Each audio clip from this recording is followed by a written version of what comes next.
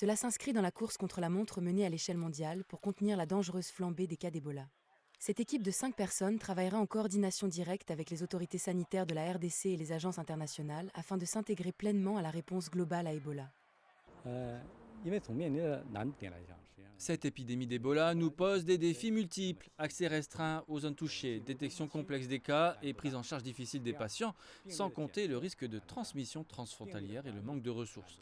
Notre priorité immédiate est de recueillir des données de première main afin d'élaborer des plans d'action ciblés. Aux côtés de la communauté internationale, nous sommes prêts à aider le gouvernement de la RDC à atteindre son objectif ultime, l'endiguement de l'épidémie. L'épidémie actuelle est due à la souche rare de Bundibugyo, un adversaire redoutable, car il n'existe aucun traitement ni vaccin approuvé. Le cœur du traitement clinique réside dans les soins de soutien qui reposent sur un dépistage et une intervention précoce. En tant que pays en développement, la Chine a su parvenir à un endiguement optimal à moindre coût. Notre approche repose sur une mobilisation de masse alliant la prévention menée par la communauté à l'expertise professionnelle. Étant donné qu'Ebola se propage par contact, les funérailles traditionnelles constituent un vecteur majeur car les coutumes locales impliquent de laver, d'étreindre ou d'embrasser le défunt. Notre expérience montre que nous devons impliquer les dirigeants locaux, les personnalités religieuses et les enseignants. Une fois qu'ils ont compris les risques, ils peuvent sensibiliser le public, créant ainsi une puissante synergie. Au-delà des obstacles cliniques, les régions touchées sont confrontées à une instabilité locale et à un risque élevé de transmission transfrontalière.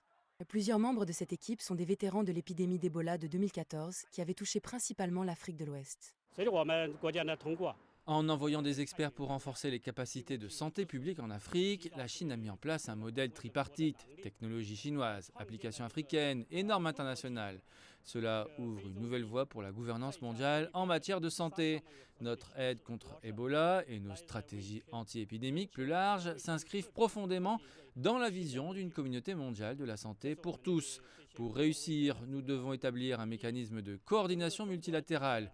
Aucune nation ni organisation ne peut y faire face seule. Un endiguement efficace nécessite que les organisations internationales et les pays s'unissent pour soutenir les équipes de première ligne. L'équipe d'experts apportera une expérience éprouvée sur le terrain et adaptera les protocoles mondiaux aux réalités locales.